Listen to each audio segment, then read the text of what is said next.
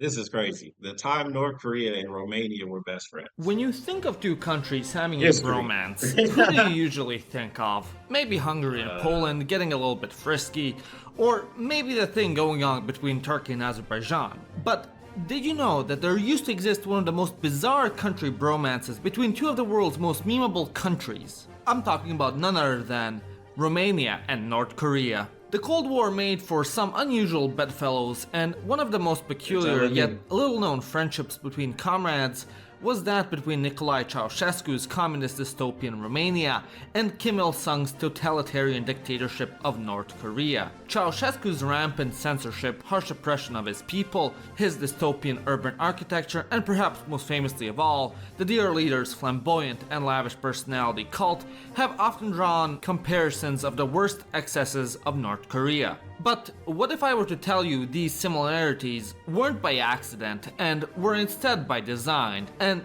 that in fact bro, it's just so crazy to see this. It's like I just can't, as an American, I can't even wrap my head really around this. So, but it's just so crazy to see. Ceausescu and North Korea were once BFFs, ready to die for one another. Today, we'll delve into one of the most peculiar friendships of the Cold War, the historical bromance between Kim Il-sung's North Korea and Ceausescu's Romania, and the massive yet rarely spoken about influence North Korea had in Ceausescu's reconstruction of the Romanian state. To understand the North Korean influence, we first have to go back to when Ceausescu first came into power, all the way back to 1965. Believe it or not, there was a time when Ceausescu wasn't universally reviled.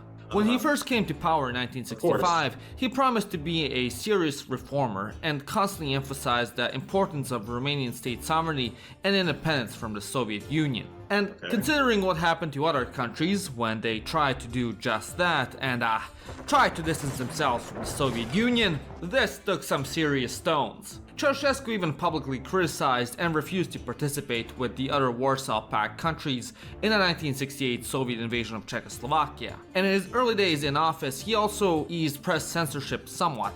Because of such moves, there was a lot of hope in both Romania and the West that he would govern more akin to Joseph Tito of Yugoslavia in a sort of third way of communism, a more liberal and independent strain of political thought that was willing to work with the West and not completely go deranged over some German guy's autistic manifesto. At the time, Romania's relatively relaxed economy Bro, that's the most simple way of putting it. some German guy's autistic manifesto. At the time, Romania's relatively relaxed economy was booming, and Ceausescu's bold plan to keep it this way was that Romania should position itself to act as mediator between the two superpowers of the USA and the USSR, able to take advantage of the economic integration opportunities offered by both. So, the West's hope that Romania would resist Moscow's orbit wasn't completely out of the question, and hopes for the country were high. Growing up in Eastern Europe, let's just say I haven't had the greatest childhood. This thing. Oh, And so, let's okay. just say that Bro, I didn't even pay attention to the. Holy moly, that was your childhood. And let's just say that that has left me with some issues. I mean, it's obvious just by the profile picture I use. What is that avatar? What is that avatar? As such, I've been attending therapy on and off for a good chunk of my life. better not be better health. Where even the tap water is trying to kill you has been quite helpful. Overall, therapy has been something quite useful for me, also especially when I feel overwhelmed by stress from reaching deadlines and consistently uploading videos onto YouTube.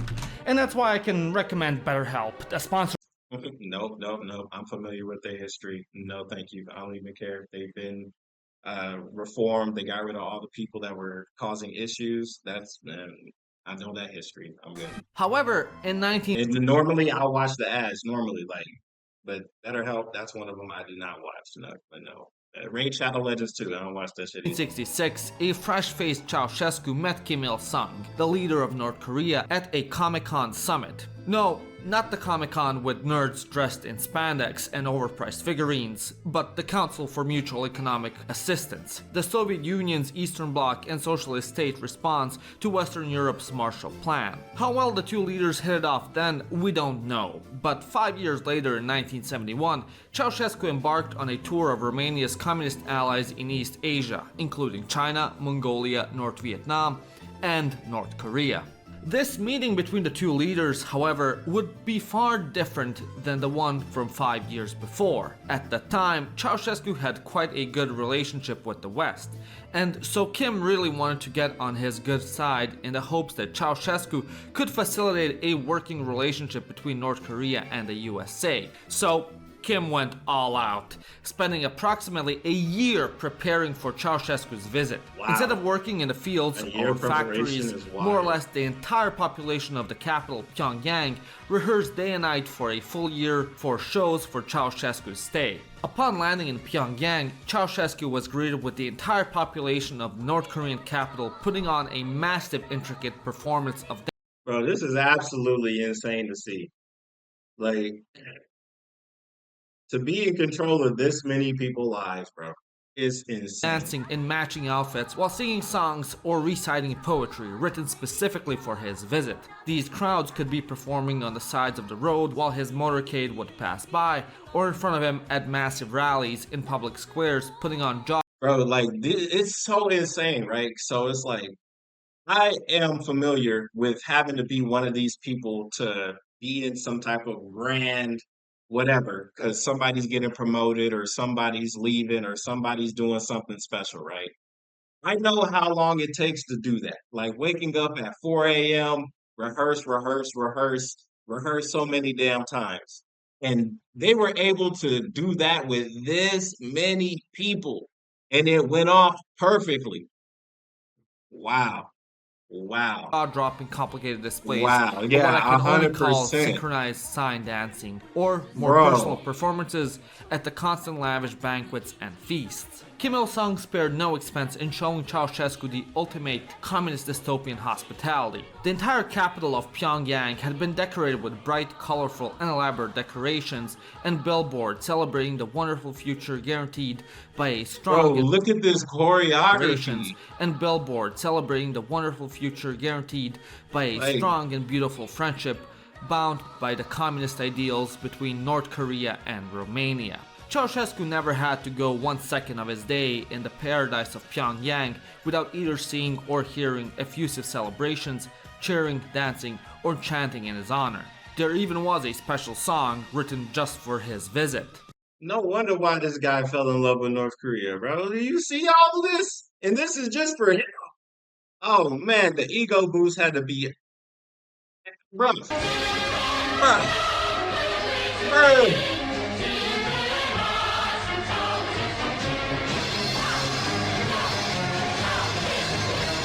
Until now, the historical relationship between the two states quite frankly wasn't especially meaty, so the lyrics settled on just repeating how great the leaders were. Absolute lyrical genius. When Bruh. Ceausescu took in all the mass choreography, the unbelievable displays of color, all done for him, in his honor, he saw something truly beautiful.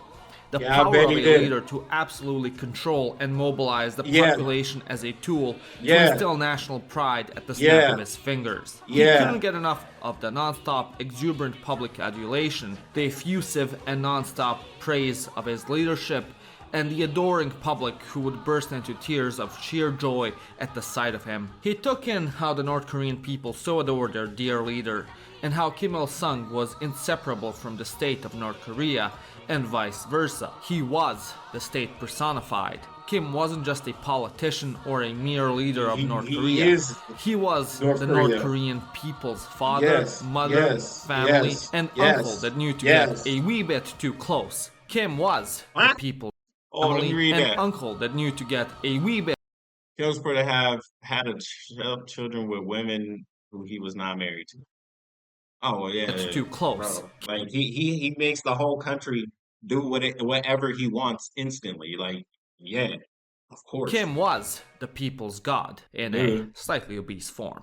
From that point on, it was clear to Ceausescu that upon his return to Romania, there was gonna have to be some changes. Big changes. After coming back from Pyongyang, Ceausescu had found his destiny to rebuild Romanian society into a model communist utopia he saw. And that's what led it to start falling apart, right? Because I remember I checked out the history of Romania. That was a really great video about In North Korea. While seeing Mao's China left him similarly astounded, with Kim Il-sung he found a very personal connection, and from here on the two began an earnest correspondence that would last for years. But just being pen pals wasn't enough for Ceausescu. He craved a much closer and deeper connection with Kim, and he had far greater plans. He was especially intrigued in replicating Kim's philosophy of Juche, the North Korean political philosophy of sovereignty and self-reliance at any cost, while giving the middle finger to such pesky nuisances like human rights, due process. Hold on, bro, that rock. Bro, this rock clip is crazy, bro. I just Middle finger to such pesky nuisances like human rights, Bro got due two process, or functioning independent civil institutions. I mean, really, who needs any of those? Ceausescu loved Juche so much, he quickly had the official North It's crazy how there's people in charge of powers today and they still think that needs any of those. Ceausescu loved Juche so much, he quickly had the official North Korean booklet on it translated into Romanian and rapidly distributed copies throughout the country. A few weeks after his return from North Korea, Ceausescu then gave a speech before the Communist Party, commonly referred to as the July Thesis, in which he outlined his future plan for Romania, directly influenced by Juche. While at the time Romania certainly couldn't be called a free and open society, the proposals in his speech put an end to any and all sort of liberalization or relaxation of the state's ideology from the 60s. In fact, it did the exact opposite and turned Romania 180 degrees in the opposite direction. From now on, just like in Juche, North Korea, the state party was in charge of all political and cultural activities, including the education curriculum in all schools and universities. All lessons of any kind now. Bro, I can't even imagine being a student. It's like we're learning something and then the government stepped in and now the next day we're learning something else. Like what? Had to follow a strict party adherence, and all education was now to be intensely ideological. Teachers who were suspected of not adhering to the party line were to be replaced with party loyalists. In addition to educational reform, radio, television, the press, and publishing were also now required to contribute ideological education. From now on, just like in Juche, anything artistic such as televised music, ballet, paintings, theaters, opera, etc. must now be revolutionary in nature and contribute to socialist values. As such, media and entertainment in Romania were modified so that from that point on, they would somehow relay the ideas of love for the state, nationalism, and gratitude to the supreme leader. The end goal was cultural and political isolationism in the name of protecting the nation from foreign influence and contamination. Ceausescu was particularly also enamored with Juche's philosophy of economic self-reliance at all costs. The Romanian economy was now to be reshaped to emphasize industrialization without dependence on foreign aid or trade. To immediately assist with this, from now on, able-bodied workers, students, and youth would now be mobilized into brigades of voluntary labor. It's funny, but it's sad at the same time, bro. It's like, oh, okay, you're gonna no longer be relying on other countries. How do you gonna do that? Getting rid of everybody's rights, of course. Labor to work on large reconstruction. Hey, where you were gonna be? You work in the fields now, bucko. Construction projects or agricultural projects as part of obligatory patriotic work, which of course was to be done without pay, as serving the country and leader was a reward in itself.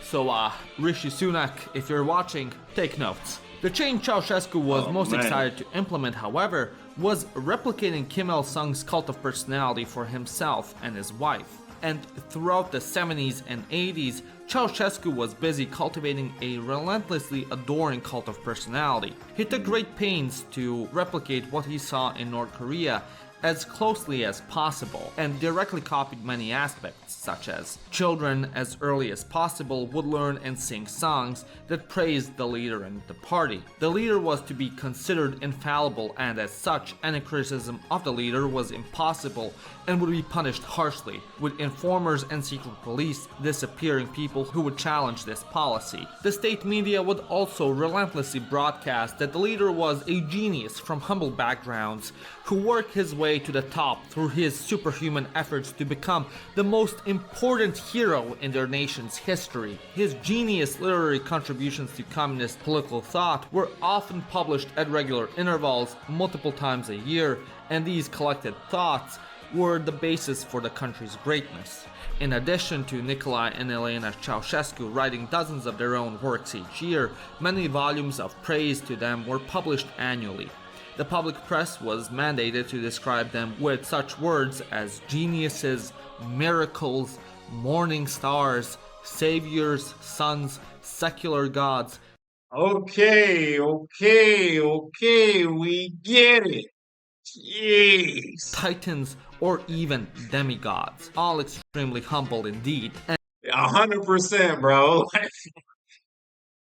Bro, And with that, Ceausescu gained the title of the genius of the Carpathians. Day and night, the state produced never-ending streams of works of art made to praise and offer gratitude to the leaders via hymns, odes, songs, dances, paintings, sculptures, poetry, and prose. Throughout Romanian cities, from the hills and mountains of Transylvania to the plain breadbaskets of Wallachia, and amongst the alcoholics lying in the streets of Vaslui, signs and billboards of praise and thanks to the leader.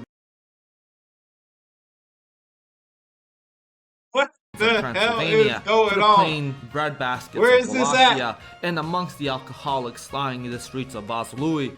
Vaslui. That's how they get down. Signs and billboards of praise and thanks to the leader were found everywhere. Ceausescu's portrait was omnipresent in both public and private places, and no matter where you went, the genius of the Carpathians' gaze followed.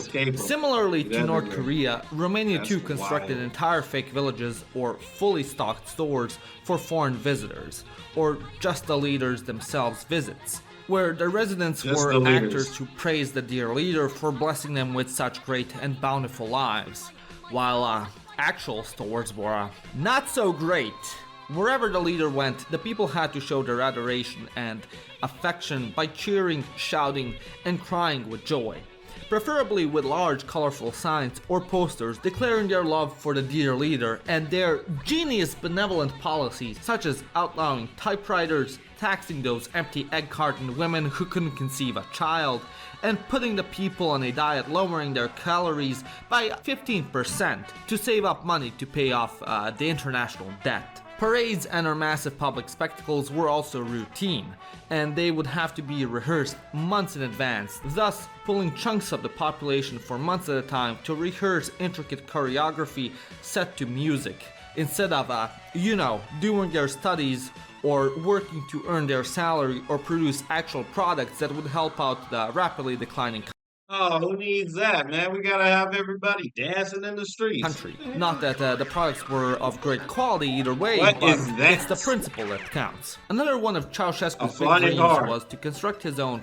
Man, they were ahead of the times. Pyongyang-inspired construction vanity projects. The devastating Vrancea earthquake in March 1977 came at just the right time, which he then used as pretext to bulldoze 5 kilometers of Bucharest's beautiful historic old town and displace tens of thousands of people. And so, for the next couple of years, Project Bucharest was officially put into motion, with the final vision being to reconstruct the capital as a replica of Pyongyang. Because the old neoclassical Baroque and Art Nouveau that gave the city the title of Paris of the East were way too bourgeoisie, and the grand brutalist blocks that would give Bucharest the title Pyongyang of the West were much more in the style by the people and for the people. And with the start of the project, throughout Romania, countless amounts of beautiful and historic architecture were to be demolished. The culmination of this project also resulted with the construction of the most expensive administration building of all time, the Palace of the People, or for parliament, which was directly inspired by Kim's KhunShawn palace and cost approximately 3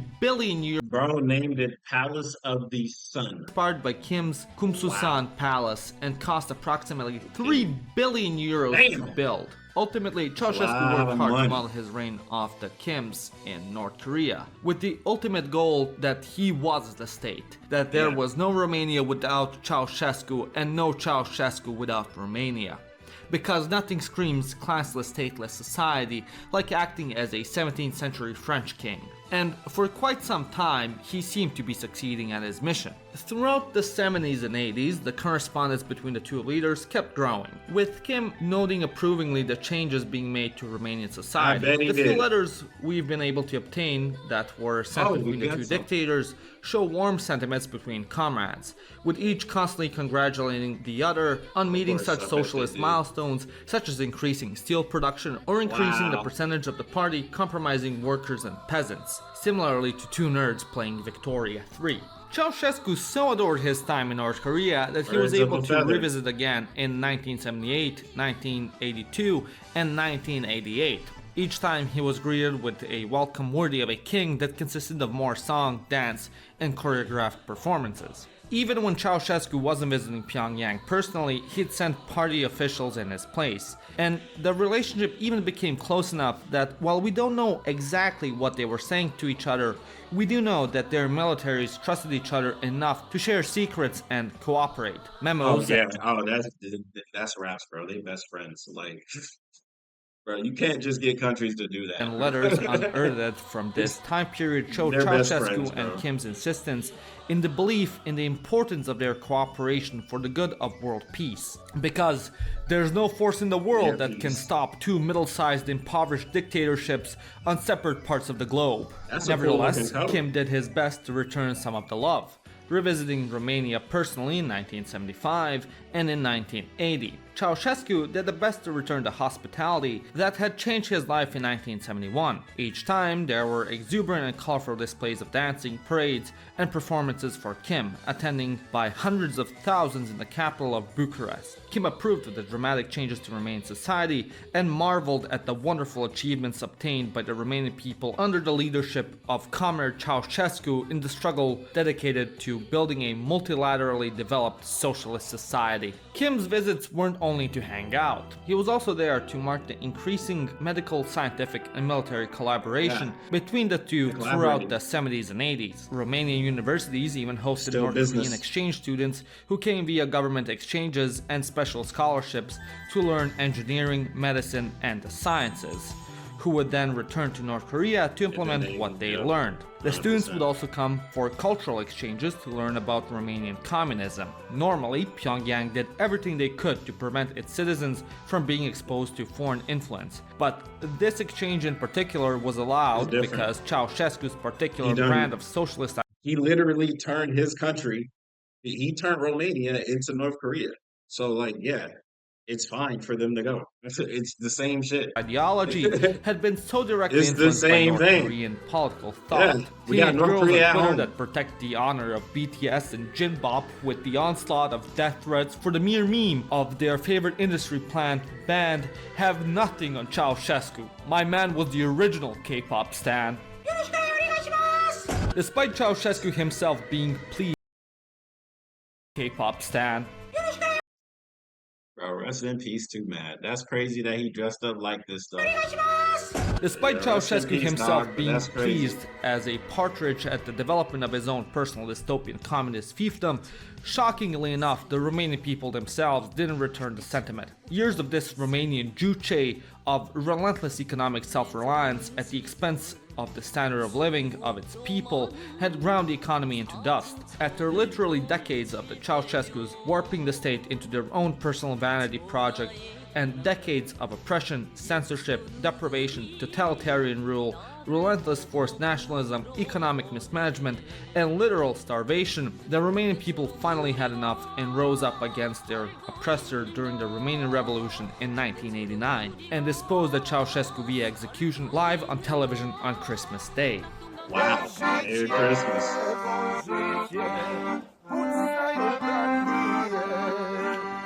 as to what I'm always happy to hear that the people took back their power, man. Congratulations, like a round of applause for those revolutionaries, man. Kim personally thought of seeing his friend become a I'm piece of happy Swiss to hear cheese on that for live real, for TV, real. we'll never know.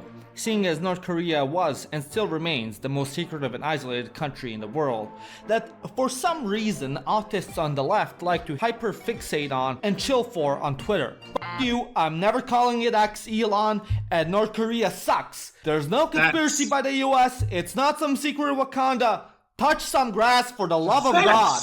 Well, it's possible he mourned Secret his friend. Wakanda my Self-reliance ass. at all costs means that you must be realistic. And so perhaps he just moved on and hoped for continuing cooperation with Romania's next leader, Ion Iliescu. Alas, it was all to naught, as Romania promptly aligned itself to a decidedly pro-Western stance, which it has kept up to this day. Life expectancy go back! Ce fost Ceaușescule? Unde s-a dus ciuceul tău? Țăranule burât!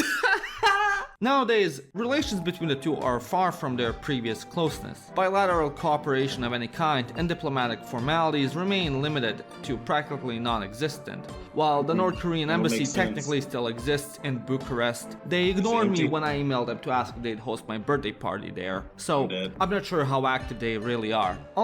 Oh, well, there's a light on inside, so... my birthday party there. So, I'm not sure how Yeah, there's a light on, so I guess, active they really are. All in all, the relationship between North Korea and Romania is one that remains as one of the oddest relationships between two countries in recent history. I hope you enjoyed learning more about one of the more peculiar Cold War friendships between two of the most infamous communist leaders ever seen. If you did, give this video a like and subscribe, or better yet, become a member like these wonderful people. My name is Janos, and you watched Living Around a Clean Europe. That was so cool, man. That was so cool. I learned a lot in this video. Of course, learning about history with Romania and North Korea, but also like just the psychological, like learning psychology, like how can you be in charge of this many people, right? And then this guy visits and he's like, yeah, man, this is so cool. Let's go ahead and do this at home. And it didn't work. Like, I'm sure there's more like psychologically wise. I'm sure there's a lot more to discuss, which I definitely would be happy to hear if there is anything like that to discuss. But it's good that the Romanian people they basically took their home back. So I love hearing and seeing stuff like this. I love it whenever people stand up for themselves. Nobody likes a bully. Anyways, that was a great video. Really great video. I'll see you guys on the next one. Y'all have a good night, good day.